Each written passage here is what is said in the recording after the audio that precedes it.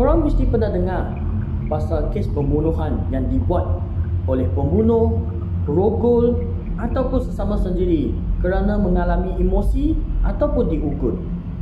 Hari ini kita akan berbahas tentang kes yang tidak terjangka berlaku di Malaysia pada tahun lepas. Seorang pelajar tingkatan 6 yang juga suspek pembunuhan rakan sekolah di Reman selama 7 hari untuk siasatan lanjut. Perintah tahanan Reman itu dikeluarkan Magistrate Engku Nurul Ain Engku Muda di Mahkamah Magistrate Marang bermula hari ini hingga Isnin depan.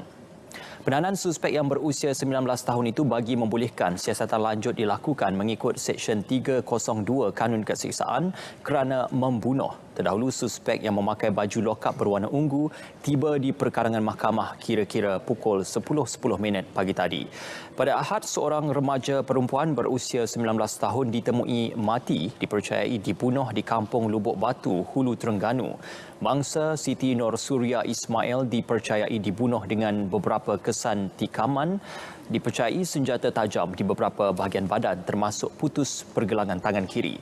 Susulan kejadian itu, polis telah menahan suspek selepas tampil ke Balai Polis Telemong, Hulu Terengganu dengan ditemani ibunya untuk membantu siasatan kes. Bagaimanapun, hasil keterangan diberi remaja terbabit mencurigakan dan ditahan untuk siasatan lanjut. Kes ini ialah tentang pembunuhan seorang gadis yang berumur 19 tahun dan dia dibunuh oleh rakannya sendiri. Pembunuhan seorang gadis berumur 19 tahun bernama Siti Nurul Suria Ismail yang bertempat di Kampung Lubuk Batu, Telemong, Hulu Terengganu. Dia dijumpai mati di rumah bersebelahan dengan ruang tamu dengan pergelangan tangan kiri patah, cedera di tempat lain dan di wajah juga.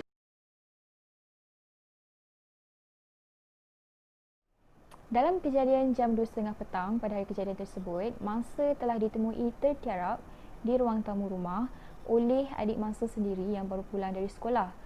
Mangsa ditemui dengan beberapa kesan tikaman yang dipercayai akibat senjata tajam di beberapa bahagian badan termasuklah putus pergelangan tangan kiri. Pada awalnya, kes ini telah dikatakan sebagai sebuah kes bunuh dan samun sebab beberapa wang dengan barang peribadi milik mangsa telah hilang. Waktu kejadian, mangsa sedang menjaga ibunya yang sakit, dibunuh dan kejam dengan kesan kecederaan dan tetakan di bahagian tubuh yang dipercayai dilakukan oleh penjenayah yang memecah masuk kediamannya. Menurut Ketua Polis Daerah Hulu Terengganu, Deputi Superintendent Muhammad Adli Mat Daud, suspek yang juga merupakan kawan baik mangsa sendiri telah ditahan selepas beliau hadir bersama ibunya ke Balai Polis Hulu Terengganu. Menerusi rakaman CCTV, suspek dikatakan telah datang ke rumah mangsa dengan menaiki sebuah motosikal.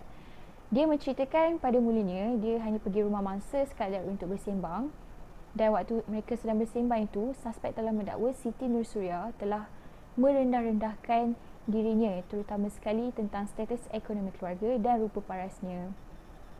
Disebabkan perkara itu, suspek telah bertindak menyerang mangsa yang kebetulan sedang memegang sebilah pisau.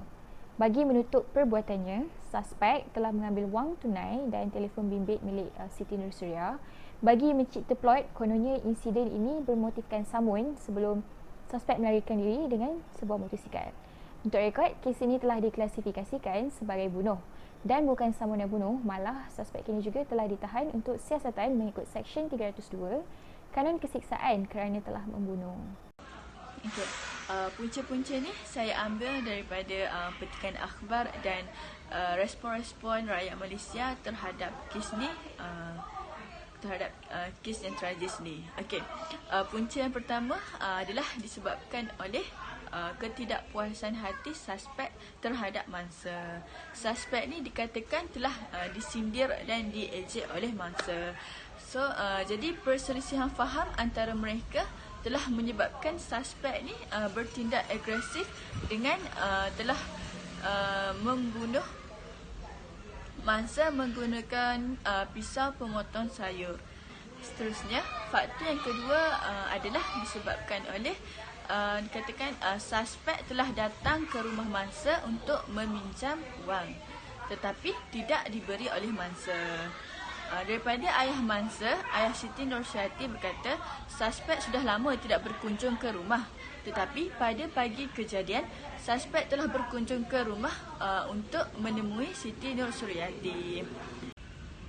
Menurut falsafah pendidikan negara, faktor yang menyebabkan berlakunya kes ni adalah disebabkan oleh kurangnya pegangan akidah terhadap teras dan dasar dalam aktiviti pendidikan di Malaysia. Kita dapati umat pada zaman kini khususnya remaja ni kurang kefahaman dan pegangan terhadap agama.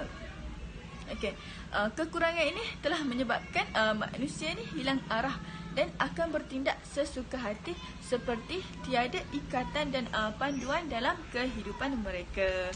Seterusnya adalah selain daripada aspek spiritual dan akidah, seseorang itu mestilah juga menjaga aspek emosi.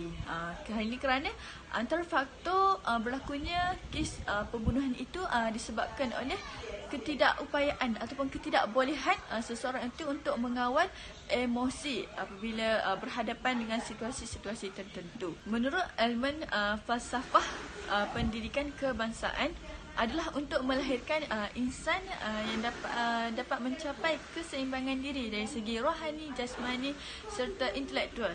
Intelektual dalam mengawal emosi.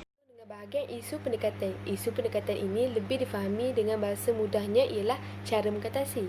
Isu-isu pendekatan dan cara mengatasi ini boleh dikaitkan dengan rukun negara. Antaranya ialah rukun negara yang pertama iaitu kepercayaan kepada Tuhan.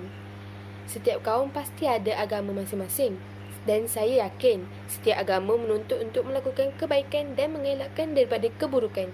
Pegangan agama yang kuat membantu dalam mengurangkan kes jenayah pembunuhan seperti isu ini. Setiap agama juga mengajarkan nilai menghormati dan mementingkan nyawa sendiri serta nyawa orang lain. Seterusnya, rukun negara yang berkait juga ialah kesopanan dan kesusilaan yang merupakan rukun negara yang kelima. Jadi, ia melibatkan tata tertib bagi setiap individu. Jadi, pendidikan moral dalam sekolah sangat penting. Pelajar dididik dengan melahirkan personaliti serta tingkah laku yang cemerlang.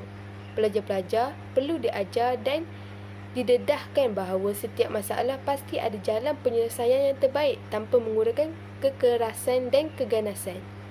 Membunuh bukan cara yang terbaik untuk menyelesaikan masalah yang dihadapi dalam kehidupan masing-masing. Manusia haruslah saling menghormati dan bantu-membantu antara satu sama lain. Dengan cara ini, insya-Allah kes-kes seperti ini berkurangan.